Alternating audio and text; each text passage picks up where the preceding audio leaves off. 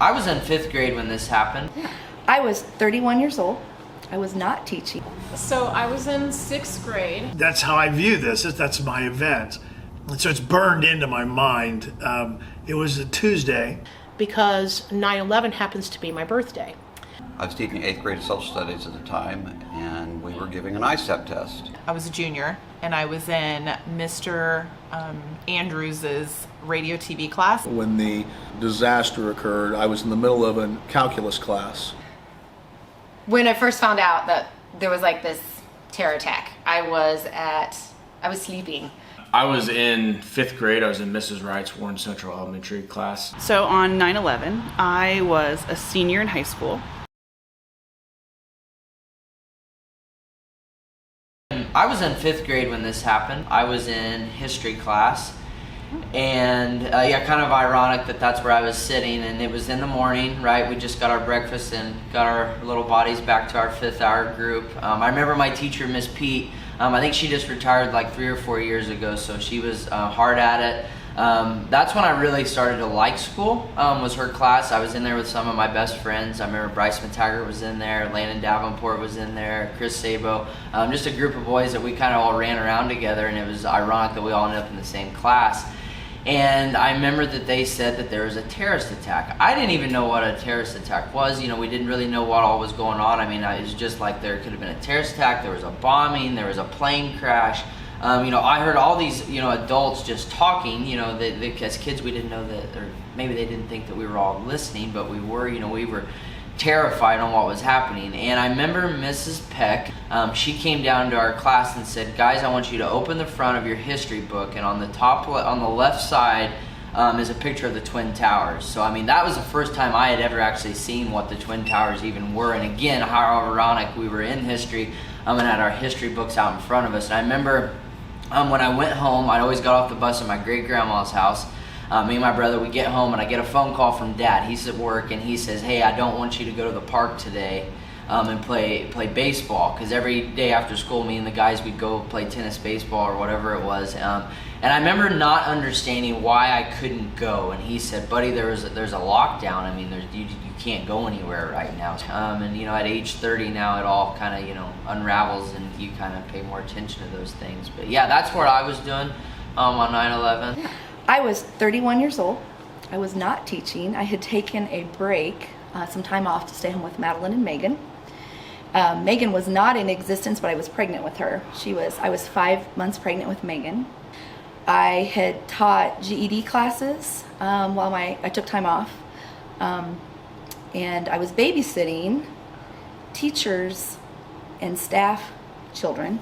So Madeline's age group were in preschool. They had all been dropped off, and we had breakfast, and they were playing, but it was a gorgeous, I can't even explain. It was a beautiful, beautiful, incredibly gorgeous day. Beautiful blue sky, no clouds, sunshine. The temperature was I don't know, it was already in the 70s, maybe around 70, and the kids wanted to go outside and play. So we were outside playing. And then all of a sudden my phone started ringing. And so I went between the kids and my phone ringing. I didn't want to neglect my babysitting kids, so I was trying to keep, I had, thank goodness for cordless phones, because I could, sit on my back deck and watch the kids and try to process what was happening. And everybody was just like, what's going on? No one knew. Is this real? It was surreal. It was a blessing that I had the children, I think, that day, because I couldn't be glued to the TV, because that's all that played. All day long, if you turned on the television, it was everywhere. And so I turned it off. And I'd go in the house for a minute, and they were in the backyard fenced in, and I would watch them through the window and be talking and trying not to just hold it together, because I'm I have 4 little preschool kids out there who are very, they're very intuitive and curious. And if I would have been crying or not myself, so I had to put on that happy face, and then thinking about being pregnant, and you're emotional when you're pregnant. I was but I just remember thinking, oh my goodness, I'm gonna bring a daughter into this world, and just didn't know what to even make of the day. I remember we didn't say a whole lot about it, and we just said that there was I think we used terrorists. She didn't understand at the time. Some bad guys hijacked planes and crashed them into the World Trade Center, we talked about there were some really brave men and women who went in, and I mean, I get choked up talking about it, but went in and, risked their lives to save as many people as they could. And even, so yeah, it was crazy. And then, it was awful, but I just remember we came together after that. Our nation came together like nothing I'd ever seen in my lifetime. It was that part of it, I think helped the healing process and helped you process that this is awful, but people are genuinely good. Like, I truly believe that, even with all the negativity in the world, that, and you just can't explain something like that. So I was in 6th grade at Attica Elementary, and I can remember sitting in the classroom and then just immediately kind of like a dark cloud just like looming, and everything was just really quiet. You could sense like a heightened energy, even at like probably 12 years old, that something was going on. And you probably remember back then we had like televisions, tiny little like 13-inch televisions in every room. The news came on, so they were starting to buzz that something was going on. And then every once in a while, like maybe every hour, about one kid, their parent would come to get them. So I was like, something is going on. We just kind of knew that something was happening. And I remember getting off the bus and walking into my house, and Mom had the TV on and was just sobbing hysterically. I didn't see her cry too often. So to see her just like sob hysterically, she didn't say anything. Like, I watched the news. It was just this weird kind of overall energy that you could just sense that something was wrong. The teachers never really said too much. I think they didn't want to start like a panic. I mean, I was old enough to kind of know that there was a problem, but young enough to not really get like a huge handle on it. But I just remember like she had the news on the whole time, and then just like that color-coded like threat to where, we were at, and going from like orange to red, and seeing all those things kind of happen, and feeling like scared. And then once we returned to school, like people obviously were starting to talk about it, and so then they were like, I can remember people saying some plant in like Newport or something, that it could, I don't know, that like really drove it home that like something could happen, and if that got bombed, that we would all, and that scared me to death. Like, that was terrifying. And just watching that same image like over and over and over again, I couldn't believe it. Like, I couldn't believe that it happened. And I do remember after that, like, feeling like Americans kind of came together. They started printing like a large flag in the newspapers so that everybody could cut out. And so they were in like storefront windows, people put them on their vehicles. They would have like flags kind of, remember when we had the like plastic flags that were about this big and you could roll up the window and they would just hang out the window? So I don't know, we had this like kind of moment that like unified us all as Americans. And I don't know, I feel some years shortly after that, we've just since started to divide. But so it was a really strange time, but it would be nice to be remembered, like to remember, since we're all so polarized right now, to remember that we had that moment, like where we all were like unified and have the same kind of love and support for our country, and a stranger on the street, strangers in New York, like it would be nice to go back to that feeling. On 9/11, it's one of those events that you always hear our grandparents talk about, Kennedy assassination or Pearl Harbor. And so that's how I view this. That's my event, and so it's burned into my mind. It was a Tuesday, and it was a perfect fall day. I mean, it was in the 70s. The sky was crystal blue. I mean, just perfect, clear. It was just a perfect day. And I was teaching back then. My room was down in room 7 in the other hallway, and so I had that great window that looked out into the courtyard. And after first hour, I get a call from the office, and they said something about, have you heard that there was an airplane crash in New York City? And it hit one of the Twin Towers. And in my mind, I was thinking like a little plane, like a Piper Cub or something. And so I went on into second hour, And then I thought, well, I'm going to get online and look. And this was, the internet was pretty new in Warren County. It was really slow. And so I got on our computer and I couldn't get on any of the news sites. And the main one was CNN back then. That's what everybody went to. All the news sites were down. And I'm thinking, okay, this is weird. And so we used to have a satellite TV. And so I try to get the satellite TV to turn on in our rooms, and there's no new, I can't get that turned on. So now I'm asking around, and one of our teachers had a radio, and they had said it wasn't a little plane, it was a big plane. And so third hour comes, and I grab all the kids, and we head to the Ag building. They had a TV out there. And we got there literally 5 minutes before the second plane hits. And so we saw it all unfold, like in real time. Of course, it's all live. It's all live on TV. And so we saw it unfold in real time, and that was stunning. I mean, it's surreal.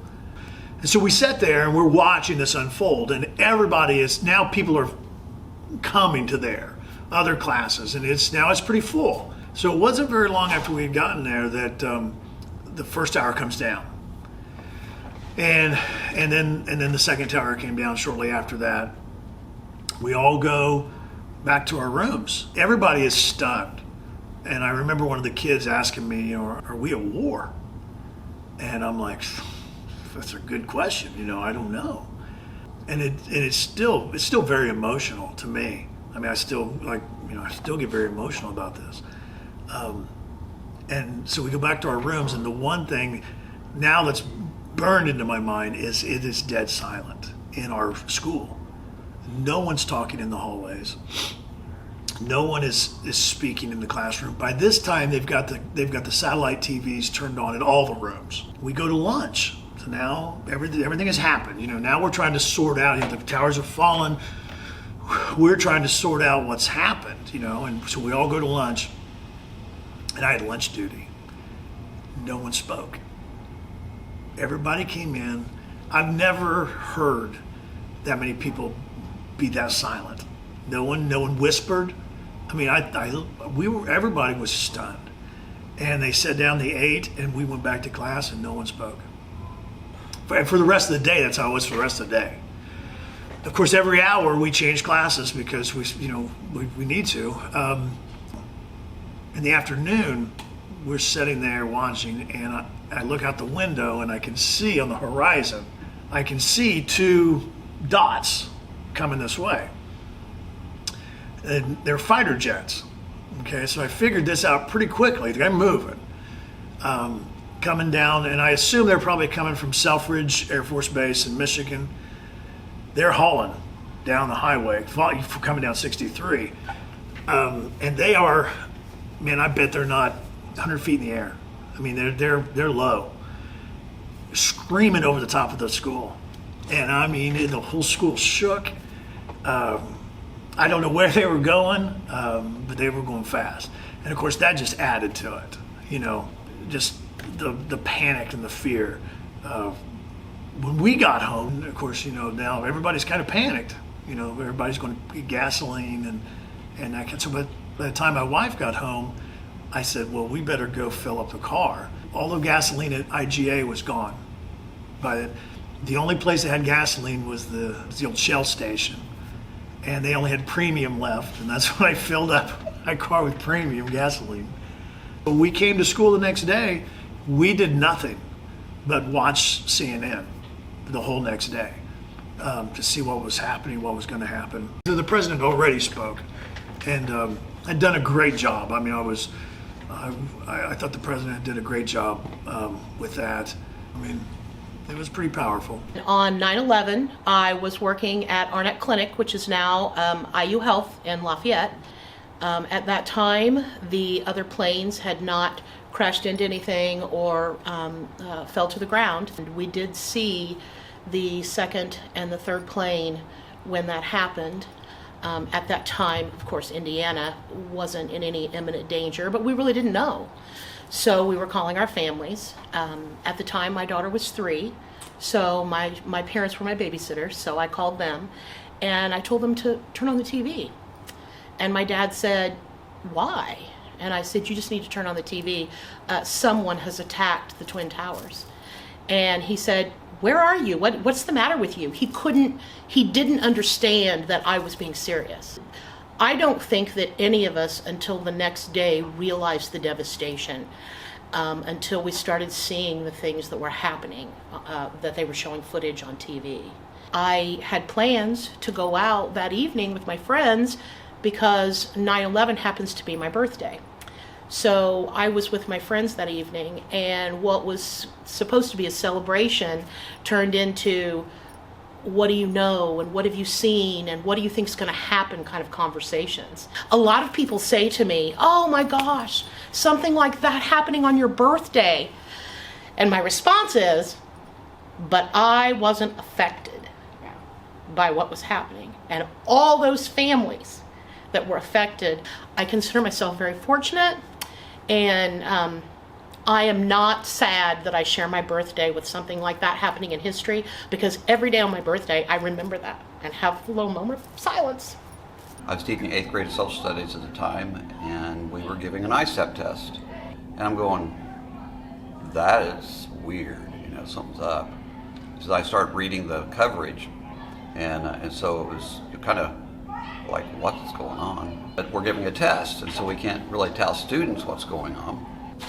And so the day wore on. Of course, we finished the test, and they finally started talking to students about what happened. And of course, by the time we got to that, the building had started to collapse, and then you really know how serious it is to think that buildings that size can just disintegrate to nothing all at once.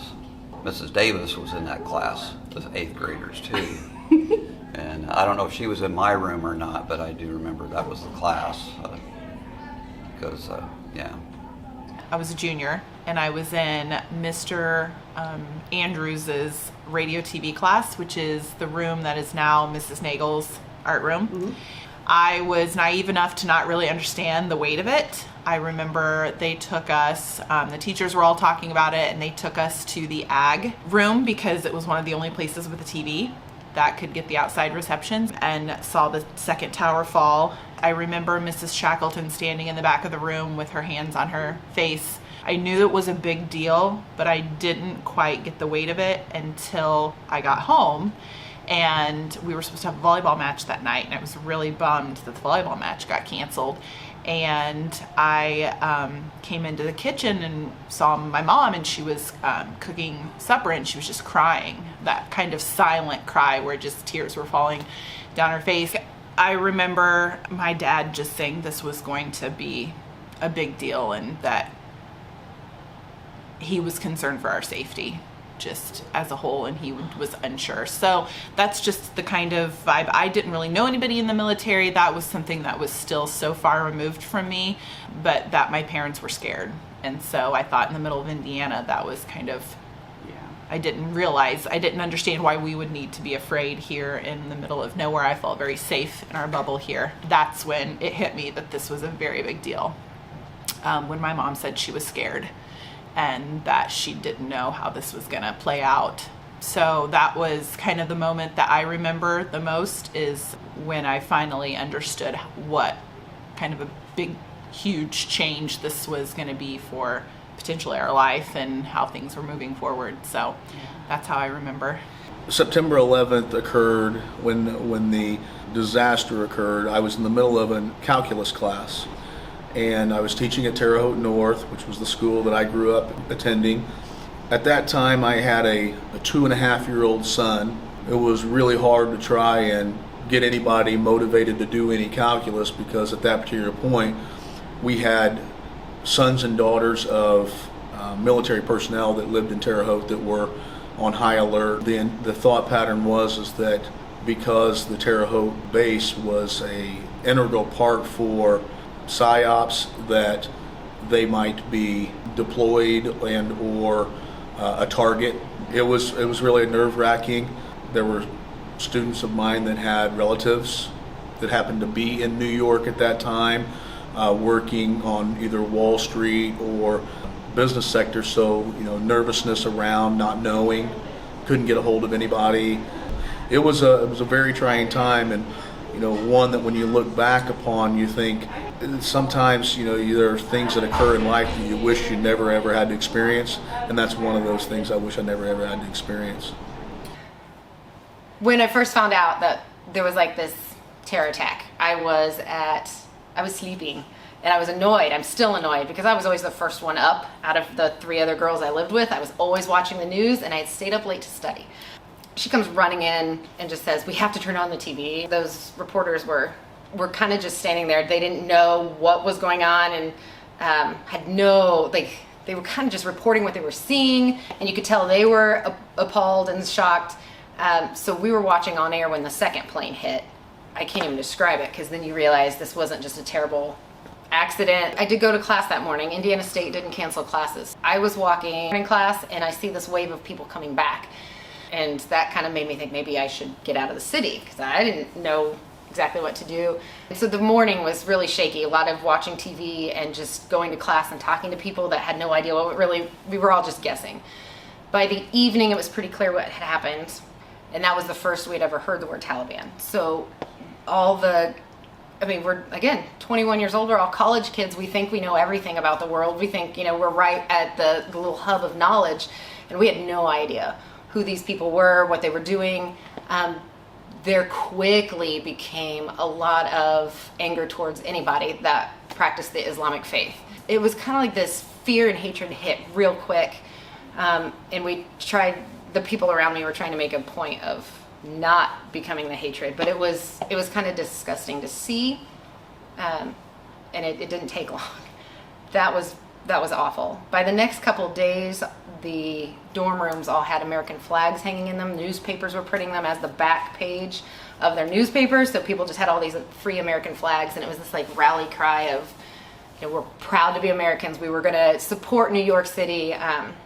I think it was maybe that Friday night, and most Fridays we just sat around on the porch and we played euchre. I was with Mr. Holland. He was my fiance then.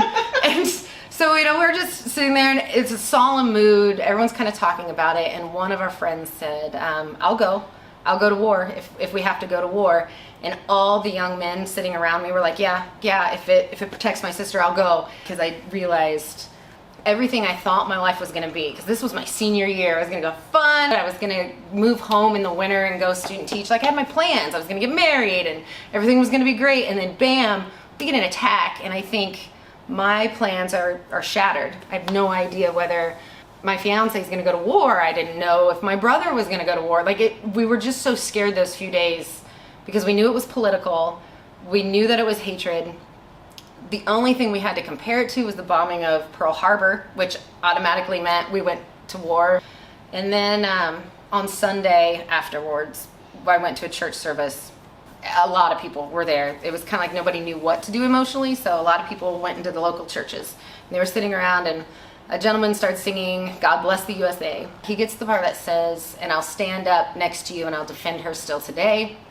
And this elderly man, he was clearly a World War II vet, and he stood up. Everyone else is sitting, and he stood up.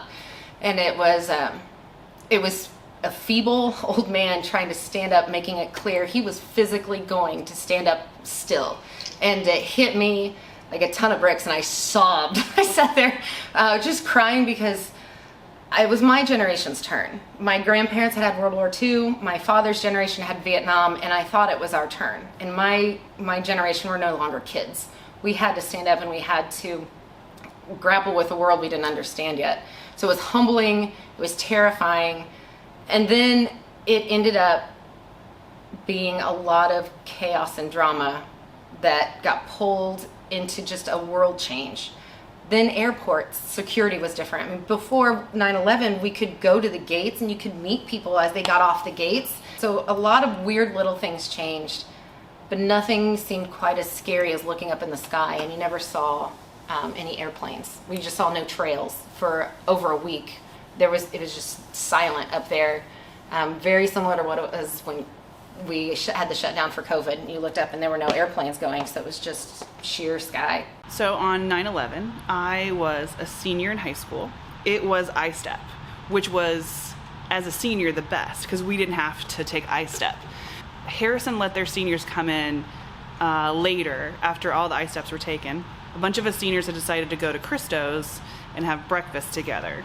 So I'm getting ready, and then my mom calls me down, and she had the news on, and she showed me the first plane had crashed. I remember my mom, she doesn't really get alarmed about a lot of things.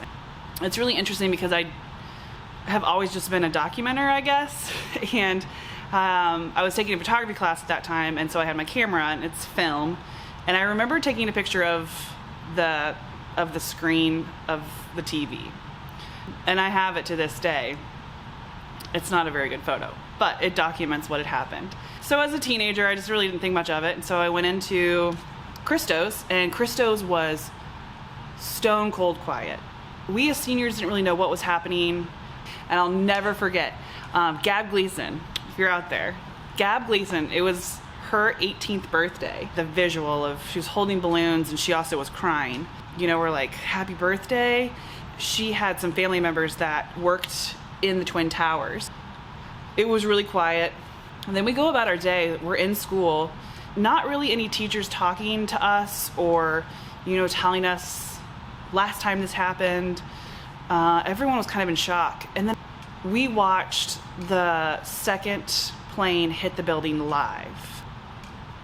And I'll never forget the voices of the anchor men and women and how they seemed just as upset and just as distraught. Like they couldn't believe exactly what was happening either.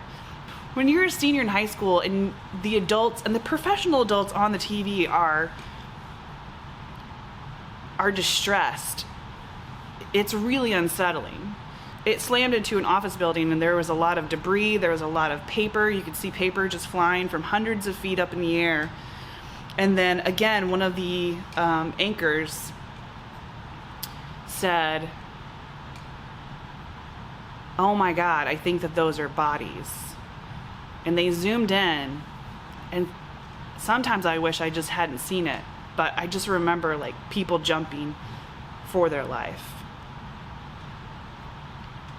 And that's a visual that I'm just not ever gonna get rid of. I was in 5th grade. I was in Mrs. Wright's Warren Central Elementary class. And how I found out about 9/11, I remember the phone rang, and I slightly eavesdropped on Mrs. Wright's phone call and knew by her reaction that something bad had happened. And she took time to tell the whole class what had happened, but as 5th graders, we didn't really know the implications. I don't remember what she said. I just remember she said a plane had struck the Twin Towers, and another plane had struck it. It was her brother who called her. Growing up, though, my dad was always in the Navy, and we were always a military family, so my dad had retired, but I thought that he was going to end up back in the Navy doing and potentially going to a war, because at that point it was pretty clearly an attack. The news was on when we got home. I don't know, as a 5th grader, it's kind of hard to understand the full gravity of everything. It was obviously pretty emotional. I remember we didn't have flagpoles at our house yet, but I think we put them up in like a week. Yeah, my dad went out and bought flags and put up the flagpole probably I think it was the next week. I understood what was happening and what was going to happen when we realized it was an attack. As I could understand that as a 5th grader. I just didn't understand. It's hard to understand the international role and how long that stuff would last. I knew, I would say before I even left school, that we were going to go to war over that. I was a junior when I joined the Army. I signed a delayed contract. Also in my 5th grade year, so right after the attacks, the United States invaded Afghanistan. I had a cousin that was killed in Afghanistan in March of 2002. And that was on the cover of Times Magazine. And he was in the Army, and that's where I think a lot of my reason for joining the Army came from. But when I joined a combat job. So I wanted to go overseas and see something different. And the job was to fight. So 9/11 definitely impacted probably a lot of my life choices, especially when I started deciding on what I wanted to do with my life after high school. And yeah, so I definitely think that it played a role in why I did what I did. The country's gone through a lot. I don't know, 20-year anniversary, and then we're just now exiting Afghanistan. I went there twice, and that obviously it didn't go as anyone planned. Mm-hmm. So it's been an emotional one for sure. When you reflect back on 20 years and the people that died overseas to defend essentially what happened after 9/11, and then the amount of stuff or sacrifice that the people that made it home, even that they put into there to, kind of see stuff fall and go back to where it was before 20 years ago. That. Are you mad or sad, or can you pin down, or is there just too many? That's a good question. Combination of mad, sad, but didn't expect anything different after the fact. So, it's kind of evident on where things were going 10 years ago. But, to try to tie those emotions into one is, you start wrapping your mind around it, and there's too much to wrap around, so it's easier to think about something else. What do you think about when you kind of catch yourself? What's your go-to happy, if you don't mind me asking? Traveling. Traveling? Yeah.